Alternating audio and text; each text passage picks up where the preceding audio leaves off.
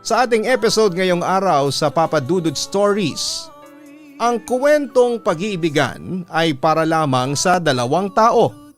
Dahil kapag sumobra na sa dalawa, gulo na ang aabutin natin. Mahirap naman kasi talaga ang magparaya, pero mahirap din ang hindi ipaglaban ang taong mahal mo. Kung papipiliin ka sa love story na gusto mo, ano ang pipiliin mo? Yung taong mahal ka na kaya kang ipaglaban hanggang patayan, o yung taong mahal mo na takot lumaban at handang sumuko na lamang? Dear Papa Dudut, magandang araw sa inyo at sa lahat ng mga nakikinig ngayon. Itago niyo na lamang po ako sa pangalang Jay.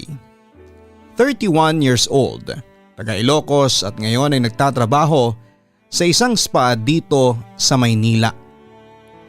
Matagal niyo na po talaga akong tagapakinig, kaya naman kayo at itong channel mo talaga ang naisipan kong sulatan para makakuha ko ng payo tungkol sa aking problema. Akala ko dati masaya ang ma-in love, at kapag nakasal ka na sa taong mahal mo ay wala ka ng ibang iisiping problema. Kasi nga ay kasama mo na ang taong mahal mo. Pero hindi pala talaga ganon kasimple ang buhay. At wala naman talagang happy ending sa pagkatapos ng aral ng kasal. Dahil doon pa lang magsisimula ang tunay na pagsubok na darating sa buhay ninyo ng taong kapareha mo. Sa isang university sa Ilocos kami nagkakilala ni Joanne. Schoolmate kami at agad na naging close dahil sa mga common friends namin. Gusto ko siya noong una pa lamang kaya niligawan ko na kaagad siya. Hindi niya naman ako pinahirapan at kaagad niya rin akong sinagot, Papa Dudut. Kaya lang nasa third year college na kami nang mabuntis ko siya. Pareho kaming huminto noon sa pag-aaral at pinayagan na rin ang mga magulang namin na magpakasal at magsama kami sa isang bubong. At naging maayos naman ang unang taon ng pagsasama namin. Nagtrabaho ako noon sa isang gas station habang si John ay palaging nasa bahay lang. Pero nang magdadalawang taon na ang pagsasama namin ay doon na nagsimula ang madalas naming pagtatalo. Anong ulam natin para sa hapunan, mahal? Tanong ko nang makauwi na ako sa bahay. Naabutan kong nanonood ng TV ang asawa kong si Joanne. Kamatis at pritong tinapa, mahal? Sagot niya na enjoy pa rin sa panonood ng TV. Wala na bang ibang ulam? Muling tanong ko dahil pangatlong araw na yata yon ang inuulam namin. Wala, tipid na sagot naman ni Joanne. Napabuntong hininga na lamang ako. At dumiretso sa kwarto namin kung saan ay mahimbing na natutulog ang baby namin. Si baby na lang talaga kahit paano ang nakapagpapagaan ng loob ko, Papa Dudut. Gusto ko sanang buhatin si baby pero masarap ang tulog niya. Kaya nakangiti ko na lamang siyang pinagbasdan. Nakakagaan talaga ng pakiramdam, Papa Dudut, ang makitang lumalaking malusog ang baby ko. Kaya lang nang igala ko ang paningin ko sa buong kwarto. Medyo nainis kasi ako dahil ang kalat ng mga gamit at maalikabok pa. Lumabas na tuloy ako noon at muling kinausap ang misis ko na tumatawa habang nanonood ng TV. Mahal, nagwalis ka man lang ba kaninang umaga? Mahinahon na tanong ko. Ano ba namang klaseng tanong yan? Siyempre oo. Inis ka agad na sagot niya. Ang kalat kasi ng kwarto natin saka medyo malikabok na. Naisip ko lang na baka magkasakit si baby kung hindi natin papanatiliing malinis ang bahay natin. Ang sabi ko pa. Ay grabe ka rin namang magsalita, Jay. Porke ikaw ang nagtatrabaho, pinapalabas mo ngayon na wala akong ibang ginagawa sa bahay natin, ganun? Kaagad na pagtataray niya. Hindi naman sa ganun, mahal. Napansin ko lang naman na medyo makalat ang kwarto natin kaya nagtatanong ako sa iyo ngayon. May nahong pa ring paliwanag ko. Ayokong patulan ang pagtataray niya dahil sigurado ako na sa away na naman mauuwi ang lahat. O di ikaw nang masipag sa mga gawaing bahay at sa pagtatrabaho, ikaw na ang malinis. Muling pagwawala pa ni Joanne. Mahal, hinaan mo ng konti ang boses mo kasi nakakahiya sa mga kapitbahay. At saka baka magising pa si baby sa mahimbing na pagkakatulog niya. Pagpapakalma ko sa kanya. Ang problema kasi sa'yo, akala mo ikaw lang kumikilos sa bahay na ito. Aba, hindi madali ang maging housewife ha. Kaya wag mo kong paandaran ng mga paganyan-ganyan mo, Jay. Inispang sagot ni Joanne. Napabuntong hininga na lamang tuloy ako at pinigilan ko na lamang ang sarili ko na magsalita para hindi na lumaki pa ang away sa pagitan naming dalawa. O tapos ngayon, tatahimik ka dyan na parang ikaw pa ang kawawa sa ating dalawa? Ay naku Jay, ikaw ang nagsabi sa akin na wag na ako magtrabaho at tuminto na lang sa bahay. Tapos magrereklamo ka sa mga ginagawa kong paglilinis, pati na sa mga ulam na hinahain ko sa'yo. Pagbubunga nga pa niya. Hindi naman ako nagrereklamo, Joanne. Medyo inis na sagot ko. Ba talaga? Kaya pala ang lalim ng buntong hininga mo dyan. Kasi hindi ka pala nagrereklamo, no? Kung malaking pera lang sana ang inaakyat mo sa bahay na ito, hindi tayo magpapaulit-ulit ng ulam. Ang liit-liit na nga nang ibinibigay mo sa akin. Kung makapagbuntong hininga ka dyan, akala mo makakabili ng manok sa araw-araw yung kakarampot na sweldo mo? Hindi pa rin humihintong pagbubunga nga niya. Sige na, kasalanan ko na. Huwag ka nang magalit. Pagpapakalma ko pa sa kanya. Pero hindi rin kagad siya huminto sa ginagawa niyang pag-iingay hanggang sa mauwi na nga sa pagtatalo ang lahat. Mahirap pa naman akong mapikon dahil nagtataas din talaga ako ng boses na lalong nagpapalala sa galit ni Joanne. Ang nakakainis pa doon, Papa Dudut. Dumating kami sa point na halos araw-araw ay nag-aaway na kaming dalawa. Yung away na hindi na healthy sa isang relasyon. Hanggang sa mag-decide na nga kami na maghiwalay na lamang. Mutual decision naman yon dahil ramdam namin na hindi na talaga kami masaya sa isa't isa. Umuwi si Joanne sa bahay nila kasama si baby at nangako naman ako na siyempre palagi ako mag-aabot ng financial support. Doon na rin ako nag-decide na lumuwas ng Maynila dahil naniniwala ako na mas malaki ang kikitain kong pera dito. Sinuwerte naman ako na makapasok agad sa isang kakabukas lang na spa na malapit sa tinitirhan kong apartment. Maayos po ang naging trabaho ko doon dahil mabait din ang mga naging boss ko at maganda rin ang pasweldo. Trabaho lang talaga ang focus ko na mga panahon na yon. Hanggang sa makilala ko ang pangalawang babaeng muling magpapatibok ng puso ko. Hi Jay, pwedeng makishare ng table mo? Tanong ng katrabaho kong si Marge. Nasa isang kainan ako at mag-isang naghahapunan. Doon na ako dumiretso pagkatapos ng trabaho ko sa spa para diretso na ako makapagpahinga sa apartment ko. Oo naman, upo ka. Ang yaya ko kay Marge. Salamat, ang sabi niya. Wala yun. Marami rin kasing tao ngayon dito sa karinderya. Dito ko na lang din sa malapit na katira? Tanong ko habang ngumunguya pa ng pagkain. Oo, malapit lang din sa apartment mo yung tinutuluyan ko. Nakangiting sagot pa niya. Alam mo kung saan ang apartment ko? Nagtatakang tanong ko. Oo kasi nga malapit lang yon sa tinutuluyan ko. O wag kang ang feeling ha, hindi mo ako stalker. Natatawa ang sabi kaagad niya. Wala naman akong sinasabing ganun. Natatawa na rin sagot ko. Pero nabasa ko kagad sa mga mata mo na yun ang sinasabi ng isip mo no? Dagdag pa niya. Grabe siya, hindi naman masyado. Pero sabay na tayong umuwi mamaya ha. Para alam ko din kung saan ka tumutuloy. Pasimpleng pagporma ko. At bakit mo naman gustong malaman kung saan ako nakatira? Nakangiting tanong naman ni Marge na halatang nagpipigil ng kilig. Wala lang. Para sabay na rin tayong pumasok sa trabaho. Tapos magpapalibre ako ng pamasahe sa iyo para makatipid ako. Ang biro ko pa sa kanya. Grabe ang sama mo naman sa akin. Natatawang sagot niya. Joke lang, pinapatawa lang kita. Pero yung sabay na tayong umuwi mamaya, hindi kasama yun sa joke ko ha. Gusto talaga kitang ihatid pa uwi. Yun ay kung walang magagalit na boyfriend ka kapag nakita tayong magkasama. Sabi ko. Wala akong boyfriend kaya ayos lang na ihatid mo ko mamaya para makita mo na rin kung gaano lang talaga kalapit ang tinitirhan ko sa apartment mo. Sagot naman ni Marge. Mabait si Marge, Papa Dudut. Isa nga siya sa mga pinakaunang nakaklose ko sa mga katrabaho ko. Simple lamang siya at medyo maganda na rin. Marami kaming napagkwentuhan ang gabi na yon sa karinderya.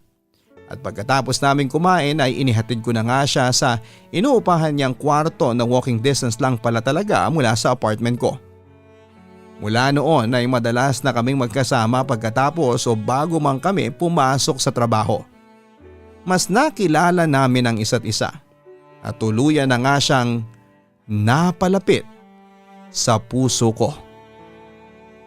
Hindi ako yung tipo ng lalaki na paligoy-ligoy pa.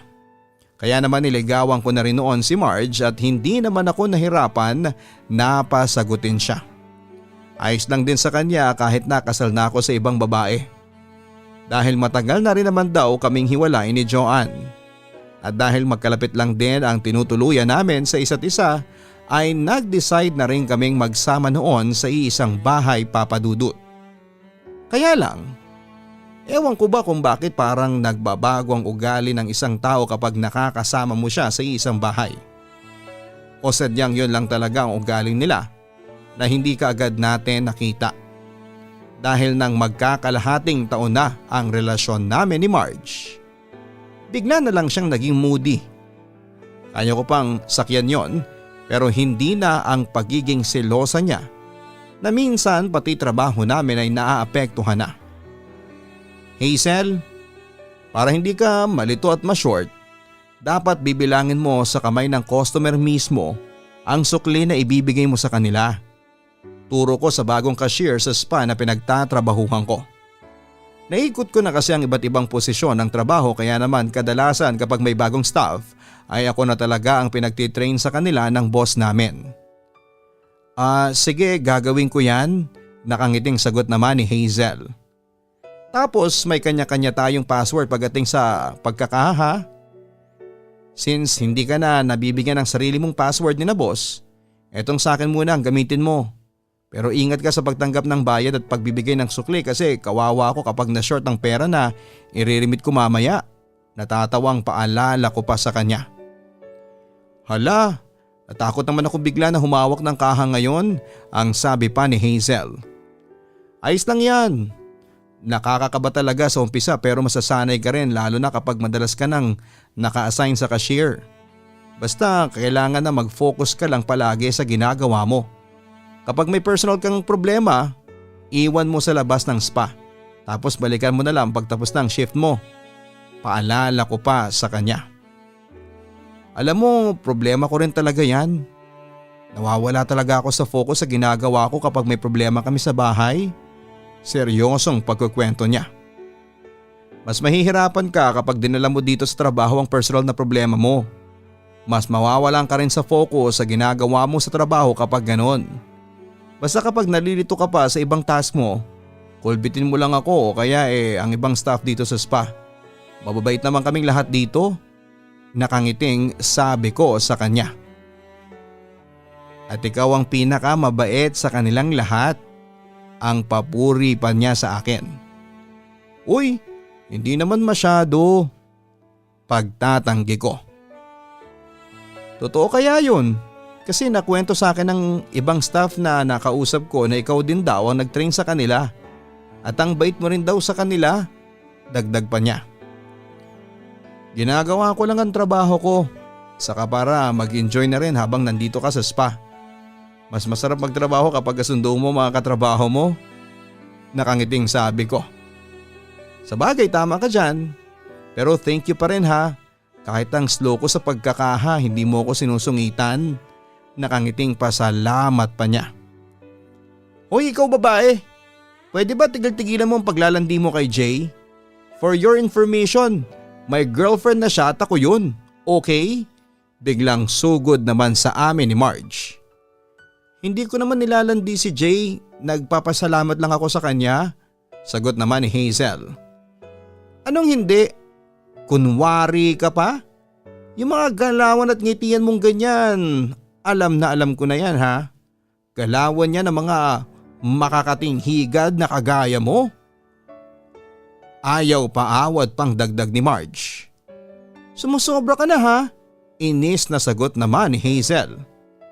Uy Marge, ano ba yung sinasabi mo? Wala naman talagang ginagawang masama si Hazel eh. Saway ko sa girlfriend ko. Isa ka pa no? Kunwari ka pang nagtuturo lang pero sumisimpleng landi ka na rin eh. Muling pagsasabi niya. Pwede ba? Tumigil ka na nga sa mga sinasabi mo dyan. Saka hinaan mo yung boses mo kasi nakakahiya sa mga customers oh. Baka mapagalitan pa tayo nila Sir Robert sa ingay ng ginagawa mo dyan. Muling pagsasaway ko. Ang sabihin mo, gustong gusto mo lang yung ginagawa mong pagpapakyut sa'yo ng malanding higad na yan? Gigil na sabi pa ni Marge. Marge naman eh. Sabi nang hinaan mo na yung boses mo. Kasi hindi ka nga nakakatuwa. Inis kong saway muli sa kanya. Ano bang nangyayari dito at nagsisigawan kayo? Tanong ng boss naming si Sir Robert na hindi ko na malayang nakalapit na pala sa amin noon. Pasensya na po ha, hindi lang po pagkakaunawaan sa nangyayari dito. Dispensa ko kaagad. Sir, ito kasing bagong staff ninyong si Hazel nilalandi si Jay eh. Sumbong ni Marge kahit na hindi naman totoo. Uy, huwag kang nag-iimbento dyan. Ikaw lang tong madumi ko mag-isip kaya pinagbubunturan mo kami ni Jay ng inis mo. Kahit nagtatrabaho lang naman kami ng maayos dito. Pagtatanggol naman kaagad ni Hazel sa sarili niya. Huwag ka na nga magtinay dyan. Aminin mo ng type mo talaga ang boyfriend ko. Kaya sinasamantala mo yung pagtuturo niya sa'yo. Kaya bago-bago mo dito ang landi-landi mo, higad ka. Ang dami-daming lalaki dito, boyfriend ko pa talagang napili mo. Ayaw pang paawat na sabi ni Marge. Marge, tama na yan. Parang wala ako dito sa harapan mo kung magtaas ka ng boses ah. Mag-usap tayo mamaya bago ka umuwi dahil palagi ka na lang ganyan. Bumalik ka na ngayon dun sa pwesto mo at hayaan mo na sina Jay at Hazel dito. Muling pagsasaway naman ni Sir Robert sa girlfriend ko. Hindi yon ang unang beses na kinausap ng boss naming si Sir Robert si Marge tungkol sa trabaho niya. Napapadalas kasi noon na gumagawa na siya ng gulo sa kaunting pagsiselos lang na nararamdaman niya. Isa nga kasi ako sa mga pinakamatagal ng staff ng spa na yon. Kaya madalas ay sa akin talaga pinagtitrain ng mga boss ang bagong staff. Kapag babae ang tinitrain ko, hindi pwedeng hindi yon susugurin ni Marge at pagbabantaan na huwag akong lalandiin. Kesyo alam na raw niya na paglalandi na ang ginagawa sa akin ng babae. Kesyo gusto ko raw yon kasi malandi rin daw talaga ako. At kung ano-ano pang mga masasamang salita ang sinasabi niya. Hindi na rin talaga natutuwa si Sir Robert at ang iba pang mga boss namin sa ginagawa niya. Dahil nagugulo pati na ang atensyon ng mga customers sa loob ng spa. Ilang beses pa siyang kinausap noon hanggang sa hindi na talaga nakatiis sina Sir Robert at tuluyan na siyang tinanggal sa pagtatrabaho. Sinubukan ko makiusap kina Sir Robert na huwag gawin yon at pagbigyan muna si Marge. Ako nang nangako na hindi na ulit yon gagawin ng girlfriend ko pero ilang beses na rin daw nilang pinagbigyan si Marge kaya lang hindi pa rin daw ito nagbago at palagi pa rin daw gumagawa ng eksena at gulo. Kaya wala na kaming nagawa ng tuluyan na siyang alisin sa trabaho. Oy Jay, andiyan ka na pala. Good morning sa'yo. Pagbati sa akin ni Hazel nang makapasok siya sa spa. Good morning din sa'yo Hazel. Ang aga mo yata ngayon ah. Tanong ko sa kanya habang nagwawalis ako ng sahig. Hindi pa kasi bukas ang spa at kami lang dalawa ang tao sa loob nun. Oo nga eh. Alam mo na, kailangan kong magpakitang gila sa mga boss natin. Baka kasi hindi ako ma-regular kapag na-late ako ng pasok. At saka mahirap din kasi ang sakayan mula sa amin papunta rito. Kaya nagbibigay talaga ako ng extra na oras para sa biyahe ko. Sagot ni Hazel habang inaayos ang bag niya. Ganun ba? Mabuti na nga yung ganyan na maaga ka. Ayaw kasi talaga nila Sir Robert sa mga staff na laging late. Yun ang palaging nauunang mag-end ang contract. Kwento ko pa sa kanya. Ayun na nga ang ayoko mangyari. Bare month na kaya ang gusto ko sana may trabaho ako hanggang sa Pasko. Ikaw, bakit ang aga-aga mo ngayon? O palagi ka lang talagang maagang pumasok dito? Pagtatanong niya. Hindi naman palagi, paminsan-minsan lang kapag maaga akong nagigising sa bahay. At saka napansin ko kasi na hindi na nalilinis ang mga sulong itong spa. Baka mauna pang mapansin ni na Sir Robert kaya eto, nililinis ko kaagad. Sagot ko. Hindi talaga ako madalas na maagang pumapasok, Papa Dudut. Pero mula nang mawala ng trabaho si Marge at nasa apartment na lamang siya, mas pinipili ko nang umalis ng maaga at pumasok sa trabaho kesa marinig ang pagbubunganga niya na wala namang sense dahil puro patungkol lamang sa pagseselos niya ang mga yon. Ang sipag mo naman talaga. Kaya favorite ka na ni na Sir Robert ang puri sa akin ni Hazel. Hindi nila ako favorite. Nagkataon lang na hindi ko sinisira ang tiwala na ibinibigay nila kaya marami silang task na ibinibigay sa akin. Nakangiting sagot ko. Ganon din yun. Hindi ka nila magiging favorite kung hindi mo ginagawa ng maayos ang trabaho mo. Pero Jay, sorry ha. Dispensa ni Hazel na pinagtaka ko naman. Sorry para saan? Seryosong tanong ko. Nagigilty kasi ako mula yata nang dumating ako sa spa na to. Madalas nang mapagalitan si Marge dahil sa pagsiselos niya sa atin. Feeling ko tuloy ako yung dahilan kung bakit siya natanggal sa trabaho. Sagot naman ni Hazel. Ano ka ba? Walang may kasalanan. Matagal nang may ganong issue sa relasyon namin ni Marge. Ang sabi ko naman sa kanya. Ibig sabihin, hindi lang talaga ako ang pinagseselosan niya? Tanong naman ni Hazel. Oo, marami kayo. Natatawa ang sagot ko. Grabe, nakakatakot pa namang mang-away yung si Marge. Komento pa ni Hazel. Kumuha na rin siya ng basahan na nagsimulang punasan ang mga upuan.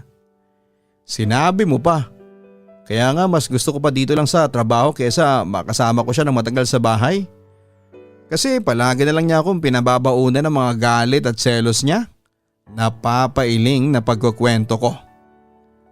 Alam mo ba na selos ang madalas na sumisira sa isang relasyon? Ang ibig sabihin kasi kapag seloso o selosa ang partner mo, wala siyang tiwala sa iyo. So kapag wala siyang tiwala sa iyo, ang ibig sabihin, hindi ka rin niya ganong kamahal. Kaya nga lason sa isang relasyon ng selos. Kasi yun ang madalas na dahilan kung bakit nagkakasira ang dalawang tao. Okay lang naman ang magselos paminsan-minsan pero yung tanggalin mo ang tiwala mo para sa partner mo kahit na wala naman siyang ginagawang masama o kasalanan sa'yo, mawawalan na rin ng saysay ang pagmamahalan ninyong dalawa. Mahabang litanya ni Hazel na dahilan para mapatingin ako sa kanya habang patuloy siya sa paglilinis ng mga upuan. Wala akong kahit na anong masabi noon pero ang nasa isip ko, sana ganun din mag-isip ang girlfriend ko na si Marge. Uy, bakit nakatulala ka? Natatawang pansin ni Hazel nang malingunan ako. Ang lalim lang kasi nung sinabi mo. Pero tama ka. Kapag wala nang tiwala at sobra na ang selos na umiikot sa isang relasyon, anytime, pwede na yung tuluyang masira. Sang-ayon ko sa mga sinabi niya. Bago ako nagpaalam na itatapon sa may basurahan sa labas ng spa ang mga nawalis kong kalat. Habang tumatagal noon ay mas nagiging close na kami ni Hazel, Papa Dudut. Malalim kasi siyang kausap na tao at parang palaging may hugot na baon sa bawat topic na napag-uusapan namin. Hindi lang yon tungkol sa relasyon, kung hindi pati na rin sa trabaho at sa pamilya. Marami siyang payo hindi lang sa akin, kung hindi pati na rin sa ibang kasamahan namin sa trabaho. Kaya nga nag-i-enjoy talaga ako na kausap at makasama siya. Samantalang sa apartment ko kapag umuuwi ako ay palagi na lang sumasakit ang ulo ko sa halos araw-araw na pang-aaway sa akin ni Marge. Buti na nga lang at nakahanap na siya ng trabaho sa isang department store dahil nabawasan na ang oras na magkasama kami sa bahay. Ibig sabihin nabawasan na rin ang sakit ng ulo ko nang dahil sa kanya. Sobrang toxic na rin kasi talaga ang relasyon namin noon at ilang beses kong gustong ayusin ang lahat sa amin. Pero palaging inuunahan ng galit at selos ni Marge ang lahat ng bagay na pinag-uusapan naming dalawa.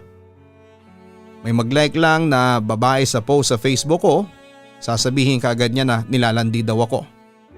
May mag-chat lang ng pangungumusta sa akin na babae, akala niya kaagad ay kapalitan ko na ng sweet messages yon. Halos wala na rin akong privacy noon dahil palagi niyang chinecheck ang cellphone ko.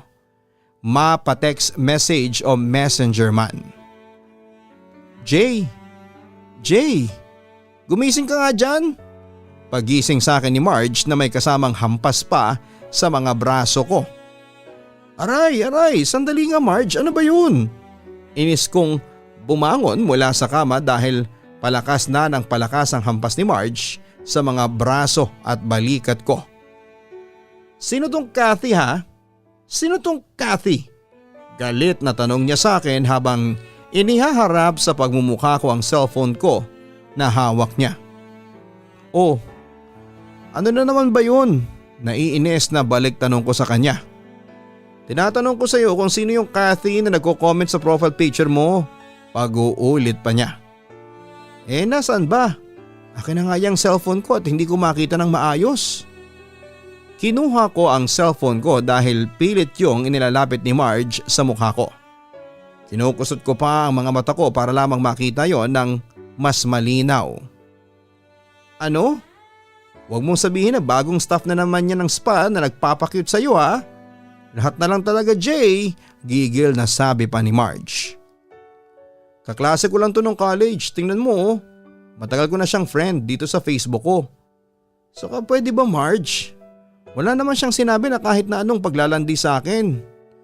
Kung yan ang nasa isip mo, pagsasaway ko kagad sa kanya. Mabilis na uminit ang ulo ko noon dahil pinutol niya ang tulog ko tapos ay bubungaran pa niya ako ng pagtatalak niya. Oh, bakit? Totoo naman di ba? Ang dami-daming babayang lumalandi sa'yo. Ang sabi pa niya. Marge, walang babaeng lumalandi sa akin. Nasa pag-iisip mo lang yan. Sagot ko sa kanya bago ako tuluyang umalis na sa kama. Araw ng day off ko yon at pareho kaming walang pasok sa trabaho. Kaya buong araw na naman akong maririndi sa pagtatatalak niya. Huwag ka na nga mag-deny Jay. Ganyan naman kayong mga lalaki. Kapag nahuhuli, nauuna pa kayong magalit sa aming mga girlfriends ninyo. Mag-uumpisa kayo sa paglalike ng mga post. Palitan ng comment tapos mapupunta na sa secret inbox sa messenger. Huling sigaw pa ni Marge sa akin. Nahuli mo na ba akong ginagawa alinman sa mga sinasabi mong yan Marge? Inis na tanong ko.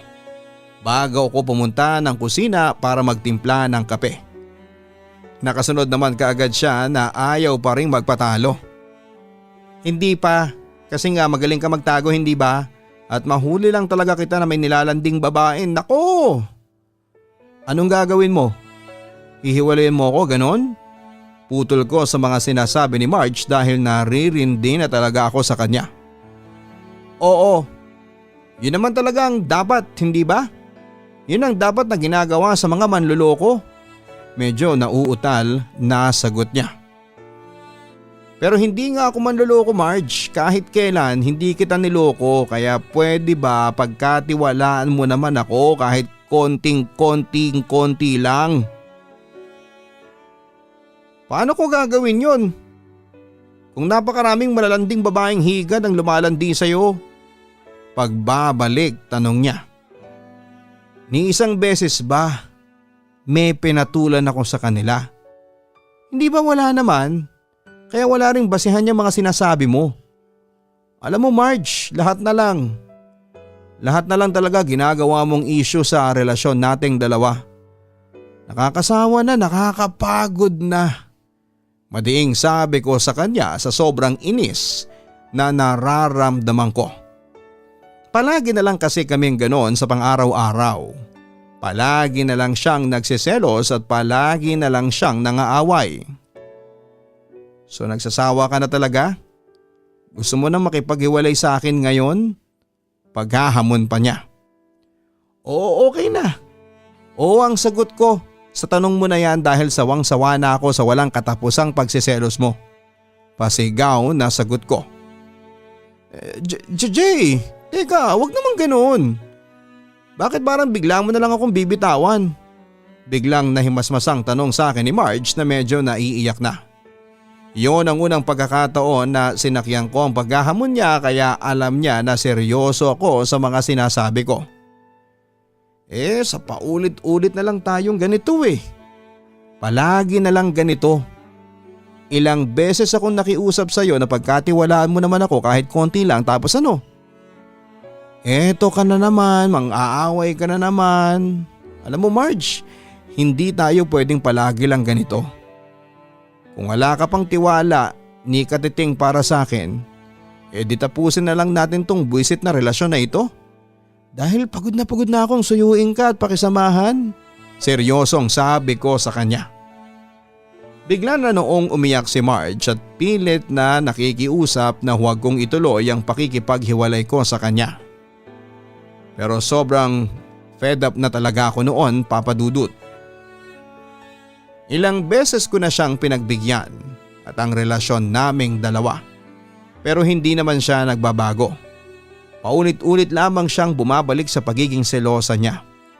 Kaya nang araw na yon ay tuluyan na akong nag-decide na tapusin na ang lahat sa aming dalawa sa kabila ng pagmamakaawa niya sa akin. Kinuha ko na mga gamit ko at umalis na ako sa apartment na yon.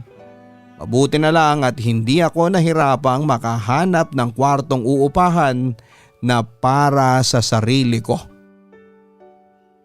Nang pumasok ako sa trabaho ay nalaman ng mga katrabaho ko ang tungkol sa paghihiwalay namin ni Marge. Nag-post kasi si Marge ng tungkol sa pagtatapos ng relasyon namin at karamihan sa mga katrabaho ko ay friend niya sa Facebook.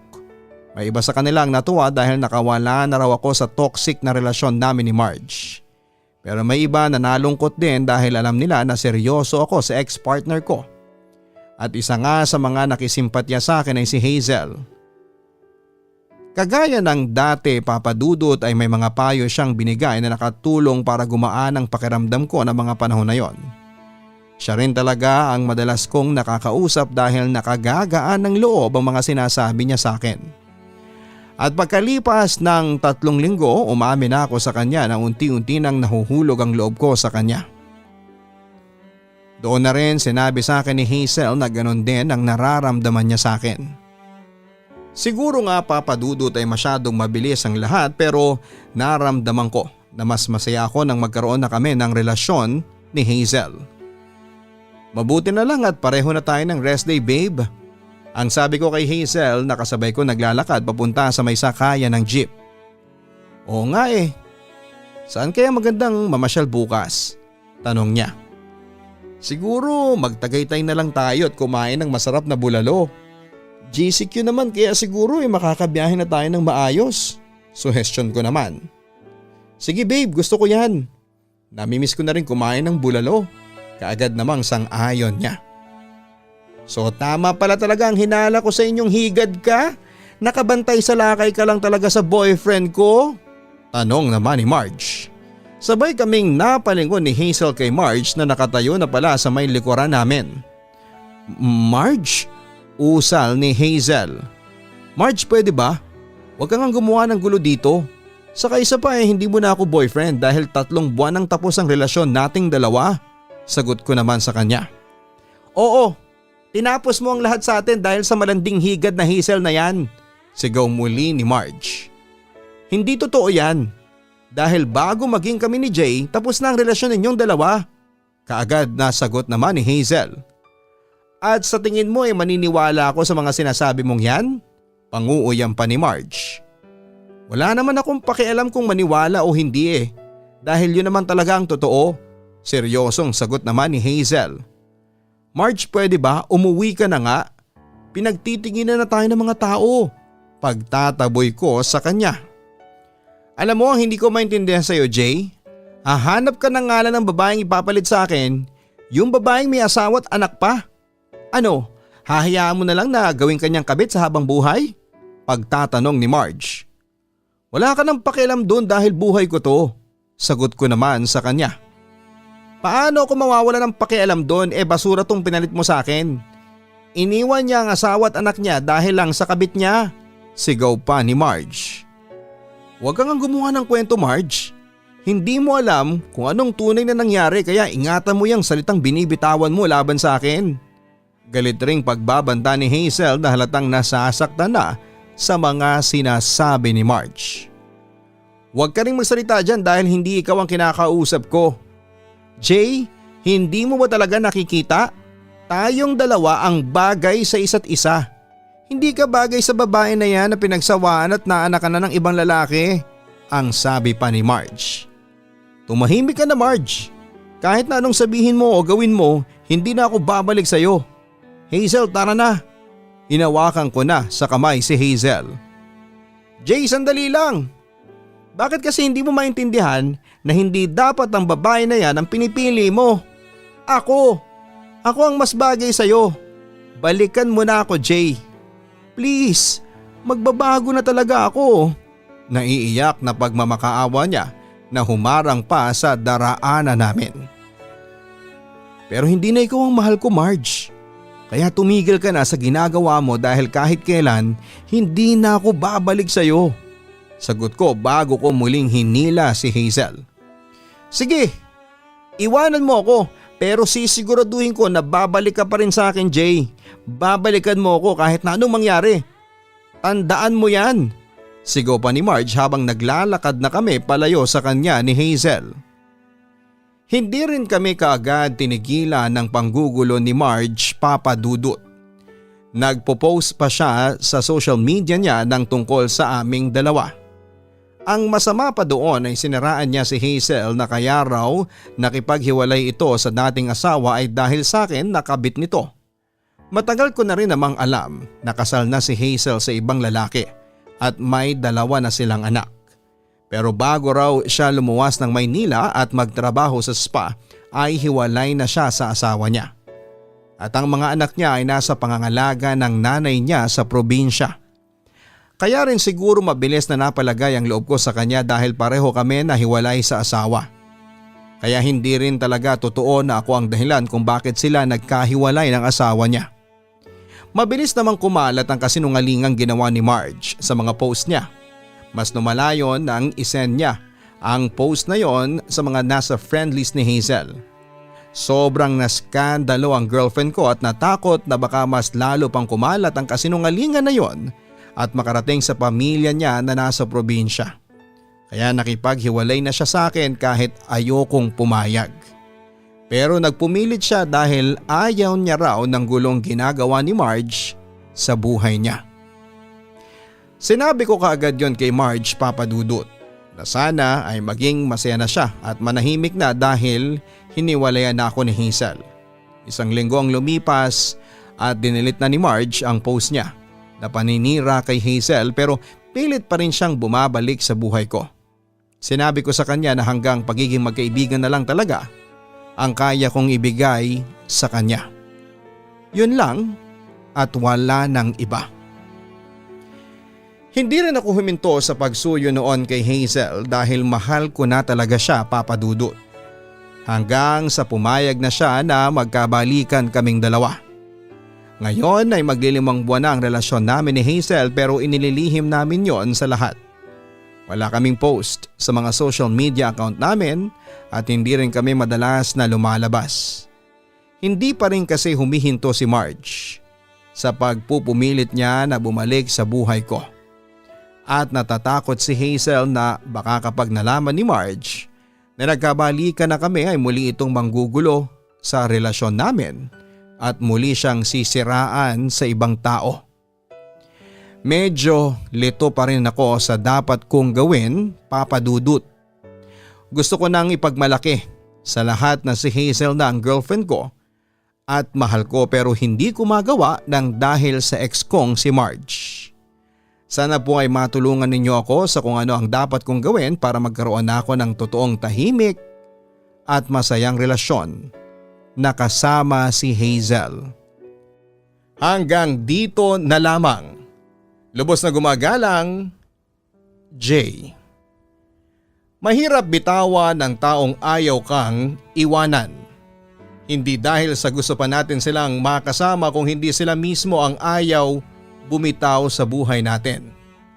Maraming salamat again kay Jay sa pagsulat mo dito sa aking channel. Hindi biro itong pinagdaanan mong problema sa ngayon na tungkol sa iyong buhay pag-ibig. Pero dapat talaga sa ganitong kaseryosong bagay, umaksyon ka na rin sa tamang paraan. Kung alam ninyo na panay ang post ng ex-girlfriend mong si Marge na mga paninira sa inyo o kay Hazel na hindi naman totoo, pwede nyo siyang kausapin ulit ng maayos tungkol doon. Kapag hindi pa rin siya nakipagkasundo o nakipag-ayos sa inyo, sabihin nyo sa kanya na pwede nyo siyang kasuhan sa ginagawa niyang pagkakalat ng mga chismis na tungkol sa inyo na hindi naman totoo. Sa totoo lang kasi hindi tama ang ginagawa sa inyo ni Hazel. Nandun na tayo sa oo, nasaktan siya sa paghihiwalay ninyong dalawa, pero pare-pareho kayong hindi magkakaroon ng peace of mind kung hindi siya titigil sa ginagawa niyang panggugulo sa inyo. Kaya sana bago pa man umabot sa magkasampahan kayo ng kaso, matauhan na si Marge at tuluyan ng matanggap na hindi na kayo muli pang magkakabalikan. Salamat muli kay Jay sa pagtitiwala na magbahagi ng kanyang kwento at sana makatulong ang munting payo ko sa iyo at ang ating mga listeners sa comment section ng kanilang mga ibibigay na advice. Hanggang sa muli, ako po si Papa Dudut, inviting you all to like, share and subscribe at pindutin ang notification bell. Maraming salamat po. Ang buhay ay mahiwaga, laging may lungkot at saya. Sa Papa Dudut Stories, laging may karamay ka.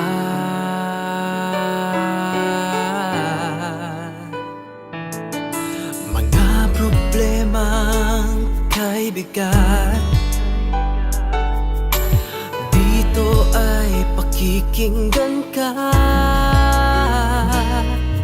Sa Papa Dudut Stories, kami ay iyong kasama. Dito sa Papa Dudut Stories, ikaw ay hindi nag-iisa.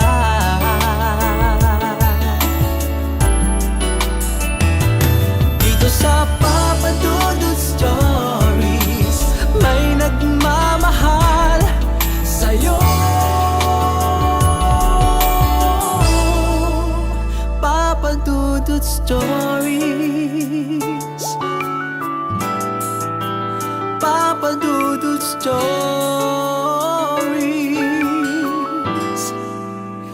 Papa Dudut Stories.